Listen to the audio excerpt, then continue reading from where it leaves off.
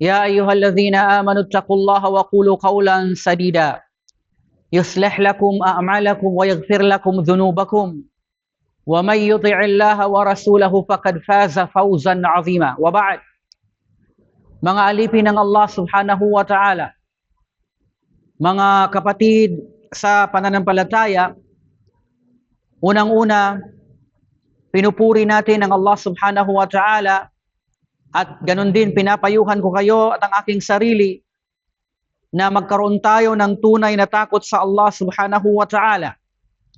Katakutan natin siya sa lihim at lantad, sa hirap at ginhawa, sa katahimikan at sa gitna ng maraming tao. Ang ating paksa sa araw na ito ay tungkol sa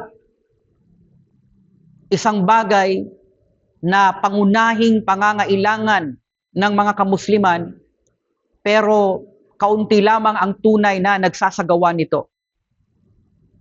Ito ay patungkol sa kaalaman, alhamdulillah, sapagkat ang tao ay hindi magiging matuwid kung wala siyang tamang kaalaman. Hindi niya makikilala ang kanyang Panginoon, hindi niya maisasagawa ng tama ang kanyang pagsamba, at hindi niya maiiwasan ang kamalian maliban sa pamamagitan ng kapaki-pakinabang na kaalaman. Mga alipin ng Allah, pag-isipan natin ito ng mabuti. Ano ang unang ipinahayag ng Allah sa kanyang sugo? Hindi utos na makipagdigma. Hindi utos tungkol sa kayamanan. Hindi utos tungkol sa pamumuno. Ang unang ipinahayag ng Allah sa kanyang propeta sallallahu alaihi wasallam, Iqra bismi rabbikal ladzi khalaq. Basahin mo sa ngalan ng iyong Panginoon na siyang lumikha. Ipinapakita nito na ang unang pundasyon ng umma na ito ay ang kaalaman.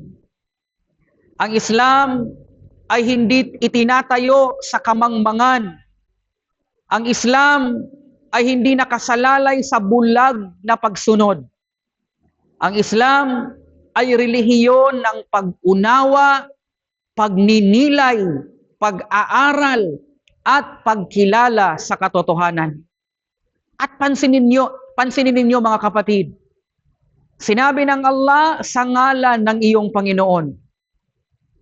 Ibig sabihin, ang kaalaman ay dapat nakakabit sa pagkilala sa Allah Jalla wa'ala. Hindi sapat ang kaalamang nagpapalaki lamang ng ulo, nagpaparami ng titulo, o nagpapataas ng pangalan ng isang tao. Ang tunay na kaalaman ay yaong naglalapit sa alipin sa kanyang Panginoon. Maraming tao ang may diploma, ngunit walang takot sa Allah. Maraming marunong magsalita, ngunit hindi marunong sumunod. Maraming may impormasyon, ngunit kulang sa gabay. Kaya, ang unang aral ay hanapin ang kaalaman na magdadala sa iyo sa iyong Panginoon. Mga alipin ng Allah, bakit mahalaga ang kaalaman?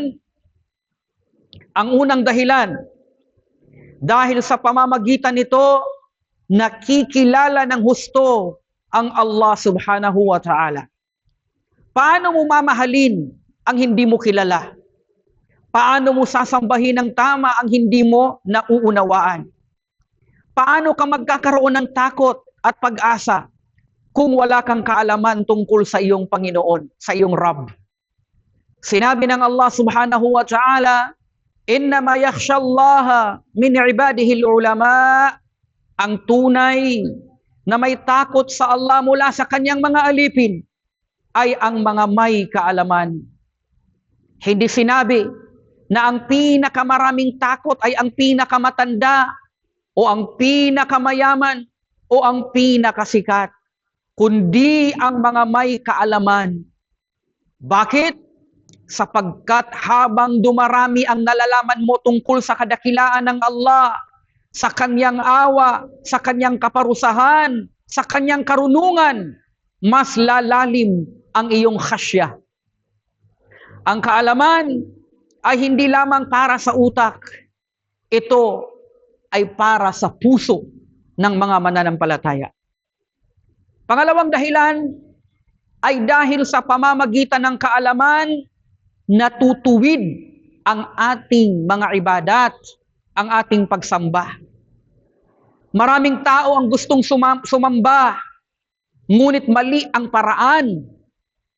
Maganda ang intensyon, ngunit salungat sa Quran at Sunnah.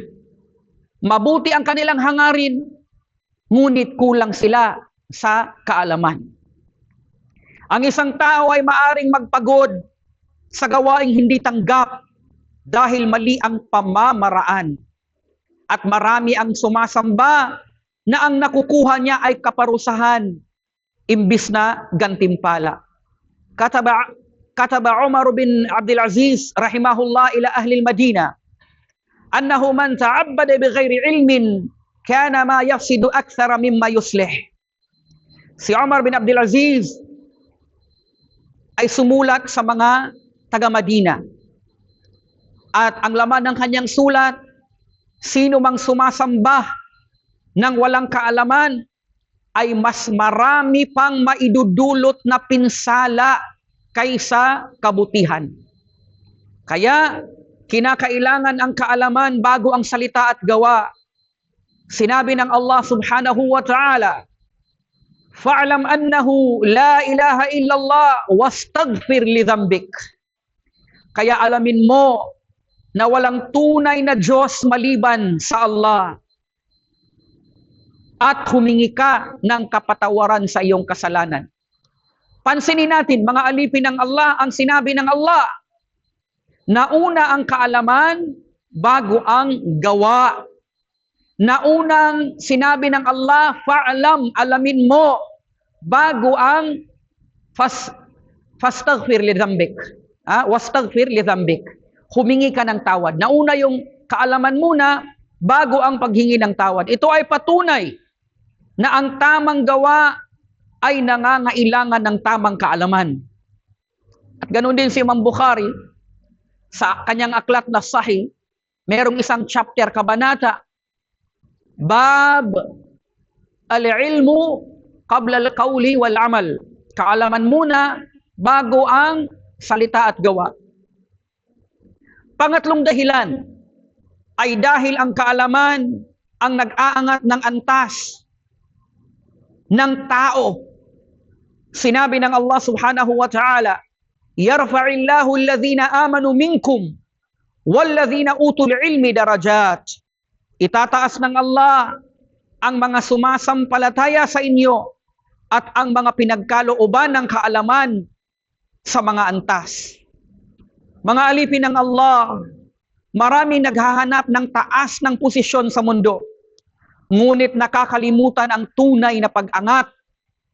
Ang pag-angat sa paningin ng Allah ay hindi yaman lamang, hindi sa kasikatan lamang, kundi sa pananampalataya at kaalaman. Kapag ang tao ay may kaalaman at ginagamit ito sa kabutihan, itinataas siya ng Allah sa puso ng mga tao at sa araw ng paghuhukom. Pang-apat na dahilan ay dahil ang kaalaman ay daan tungo sa Jannah, tungo sa paraiso. Sinabi ng propeta sallallahu alaihi wasallam, man salaka tariqan yaltamisu fihi ilman sahhalallahu lahu bihi tariqan ilal jannah. Sino mang tumahak ng landas upang maghanap ng kaalaman, padadaliin ng Allah para sa kanya ang landas tungo sa paraiso. Kapag pumunta ka sa pag-aaral, kapag nagbasa ka ng kapaki-pakinabang na aklat, kapag dumalo ka sa mga pag-aaral, sa mga durus, kapag tinuruan mo ang pamilya mo, kapag nagsaliksik ka upang malaman ang katotohanan, lahat ng ito ay landas patungo sa Jannah kapag ang layunin ay para sa Allah. Panglimang dahilan ay dahil ang kamangmangan ay sanhi ng pagkawasak. Mga alipin ng Allah, maraming problema sa pamilya, sa komunidad at maging sa relihiyon ay nag-uugat sa kamangmangan. Ang dahilan ng mga problemang ito ay dahil sa kawalan ng kaalaman. May sumasamba sa maling paraan dahil hindi nag-aaral. May naniniwala sa kasinungalingan dahil hindi nagsisiyasat. May nalilihis dahil natuto ng maling akida. Sinabi ng Allah, "Wala taqfu ma laysa laka bihi ilm." At huwag mong sundan ang bagay na wala kang kaalaman tungkol dito. Ito ay babala laban sa pagsasalita ng walang alam, paghusga ng walang batayan, at pagsunod na walang pag-unawa. Kaya't ano ang dapat nating gawin? Una, magkaroon ng ikhlas. Mag-aral hindi para magyabang, hindi para makipagtalo lamang, hindi para tawaging ustad o sheikh o kaya alim, kabilang sa mga ulama, kundi para maligtas ang sarili at makatulong sa iba. Ikalawa, simulan sa pundasyon nito. Unahin ang tauhid, ang sala, ang tahara, ang Quran, at mga obligasyon ng isang Muslim araw-araw. Ikatlo, maging tuloy-tuloy ang istiqama, kahit kaunti araw-araw, ang patak-patak na tubig ay nakapupuno ng sisidlan. Ikaapat, isabuhay ang natutunan. Dahil ang kaalaman na walang gawa ay magiging laban sa iyo, laban sa tao sa araw ng paghuhukom. Kaya't naway bigyan tayo ng Allah ng kaalaman, ituro niya sa atin ang mga bagay na hindi pa natin nalalaman at gabayan tayo sa tamang landas. Wa aqulu qawli hadha wa astaghfirullah li wa lakum wa lisairil muslimin min kulli dhanbin fastaghfiruhu innahu huwal ghafurur rahim.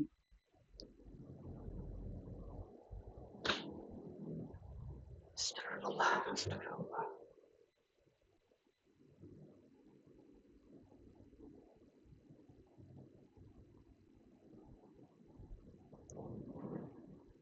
Alhamdulillahi Rabbil Alamin. Wa sallallahu wa sallama wa baraka ala nabiyyina Muhammadin wa ala alihi wa sahbihi ajma'in, amma ba'd. Mga alipin ng Allah subhanahu wa ta'ala, tandaan ninyo, ang kaalaman, ito ay ilaw. Ang kamangmangan naman ay dilim. Ang kaalaman ay buhay ng puso. At ang kamangmangan ay pagkamatay ng puso. Kung nais mong maging matatag sa fitna o kaya sa mga pagsubok sa iyong buhay, mag-aral ka. Kung nais mong maituwid ang iyong pamilya, mag-aral ka. Kung nais mong tanggapin ang iyong pagsamba, mag-aral ka. Kung nais mong maging kapaki-pakinabang sa umma, ay mag-aral ka. At huwag ninyong isipin na huli na ang lahat. Hanggat may hininga, hanggat may buhay, may pagkakataon pang matuto. Ang matandang natututo ay marangal. Ang batang natututo ay pinagpala. Ang abalang tao na naghahanap ng oras para sa kaalaman ay pinagagaan ng Allah. Humiling tayo sa Allah ng dagdag na kaalaman, gaya ng kanyang itinuro. Wa qul rabbi zidni ilma. At sabihin mo, sinabi ng Allah sa Quran, Panginoon ko, dagdagan mo ako sa kaalaman. Ang kaalaman ay sandata natin sa lahat ng mga hamon, pagsubok ng buhay. At ito ang pamamaraan natin upang tayo ay makapasok sa paraiso. Kung gusto mo at nangangarap ka na sana ay patawarin ka ng Allah at papasukin ka sa Jannah, wala pong ibang solusyon dito maliban na pag-aralan mo ang relihiyon na ito. At naway tayong lahat ay pagkalooban ng Allah ng biyaya at gabay at tanggapin niya ang ating mga paghingi ng kapatawaran at papasukin tayo sa paraiso. Wa qala rabbukum ud'uni astajib lakum, amin ya rabbal alamin. Rabbana taqabbal minna innaka antas samiul alim. Rabbana waj'alni muslim